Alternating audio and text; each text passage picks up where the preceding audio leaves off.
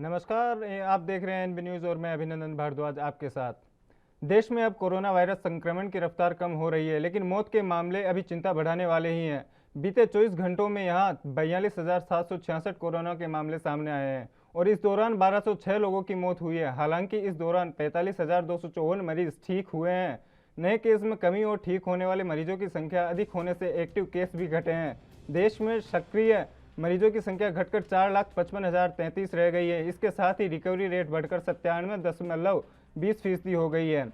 भारत में अब तक 4,07,145 लोग महामारी की वजह से जान गंवा चुके हैं। देश में कोरोना को हराने के लिए टीकाकरण अभियान भी जारी है। शुक्रवार को स्वास्थ्य मंत्रालय ने कहा कि देश में अभी तक कोविड-19 के टीकों की 37 करोड़ से ज़्यादा खुराक दी जा चुकी है।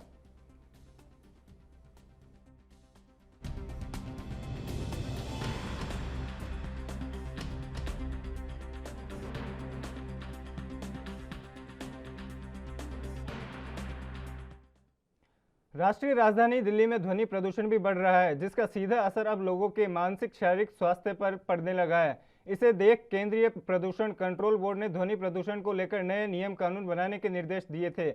अब इन्हीं को लागू करने के लिए दिल्ली प्रदूषण कंट्रोल कमेटी ने निर्देश दिए हैं। इसके तहत बगैर इजाजत शोर करने पर अच्छा खासा जुर्माना अदा करना पड़ेगा, जो 10,000 से लेकर 1,00,000 रुपए तक हो सकता है।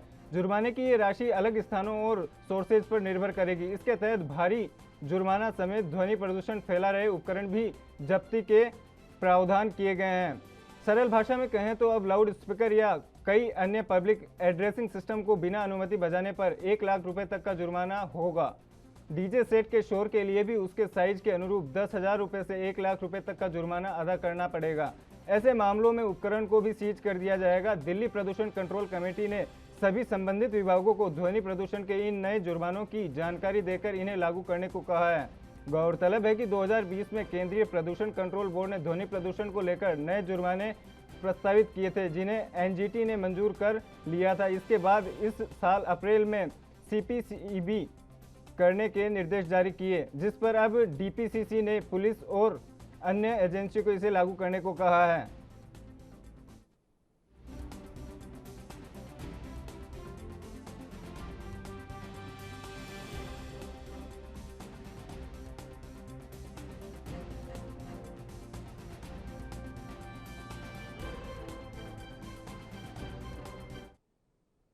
यूपी के बलिया में अखिलेश यादव द्वारा ब्लॉक प्रमुख चुनाव में बीजेपी पर गुंडागर्दी करने के आरोप पर बीजेपी विधायक सुरेंद्र सिंह ने कहा है कि गुंडई करने का संस्कार समाजवादी पार्टी के लोगों का है। गुंडई करने वालों की गुंडई को दबाना भी साहस का कार्य है। गुंडों को उनकी भाषा में नहीं समझाएंगे तो वो नहीं समझेंगे। योगी सरकार के राज में सपा की गुंडई कम हो गई है।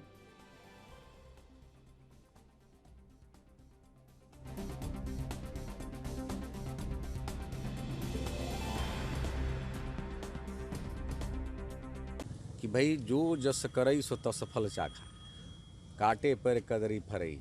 कोई जितना भी सिद्धांत की बात कर लेंगे, यदि आप गुंडों को उनकी भाषा में नहीं समझाएंगे तब तक जो है वो समझने वाले नहीं होते हैं।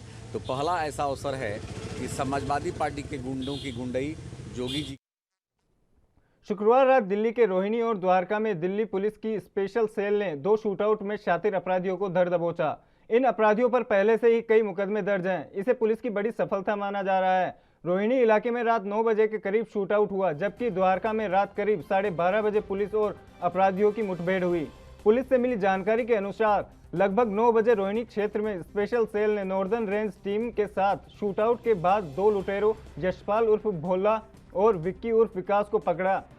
यशपाल इससे पहले डकैती और स्नैचिंग के 15 से ज्यादा मामलों में शामिल रहा है। घायलों को अस्पताल ले जाकर आगे की जांच की जा रही है। वहीं रात लगभग 12:30 बजे मेरठ के निवासी अब्दुल वहाब और फरमान नामक 2 अवैध हथियार आपूर्तिकर्ताओं को द्वारका क्षेत्र में विशेष सेल के दक्षिण पश्चिमी रेंज के साथ शूट आउट के बाद गिरफ्तार किया गया है।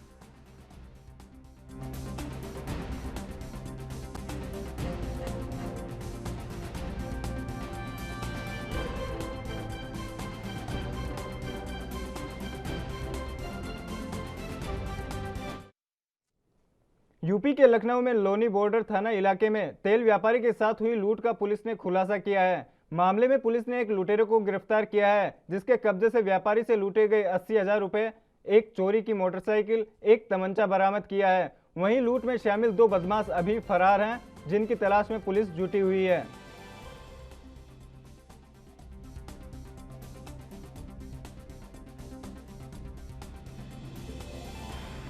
एक थोक व्यापारी घनश्याम जी, उनके साथ एक लूट की घटना कारित की थी। बाइक सवार 3 युवक थे।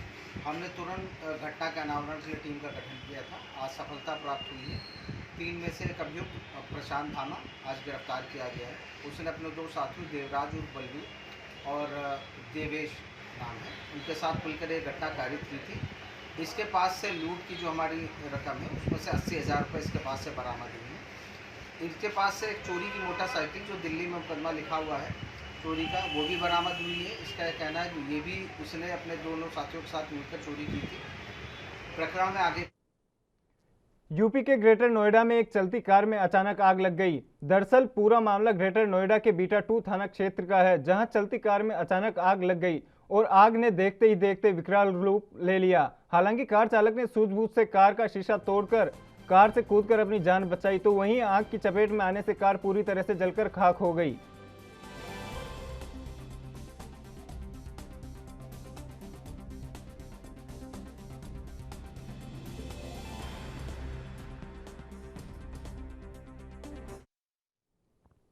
हरियाणा के फतेहाबाद में बेरोजगारी और महंगाई को लेकर आम आदमी पार्टी ने सड़कों पर उतरकर बीजेपी सरकार के खिलाफ जमकर नारेबाजी की।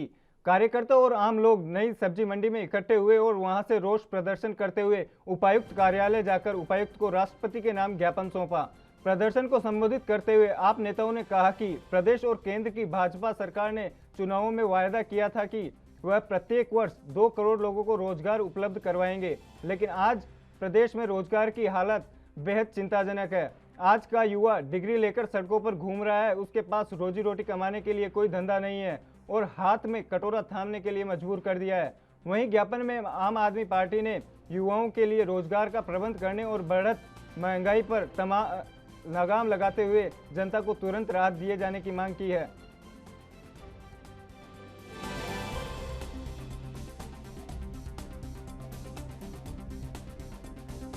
आम आदमी पार्टी हरियाणा का पूरे हरियाणा की प्रत्येक विधानसभा के अंदर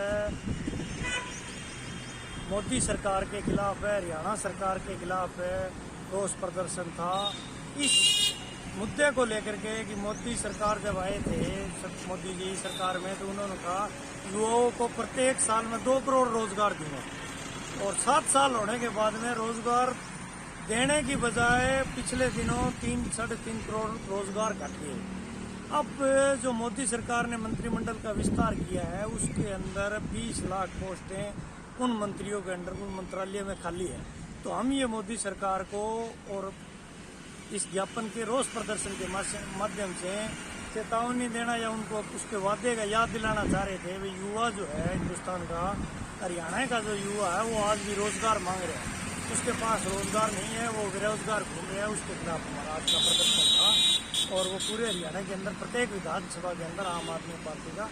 मेरे साथ बस इतना ही। मुझे दीजिए इजाजत। देश दुनिया की तमाम खबरों के लिए देखते रहे NB न्यूज़।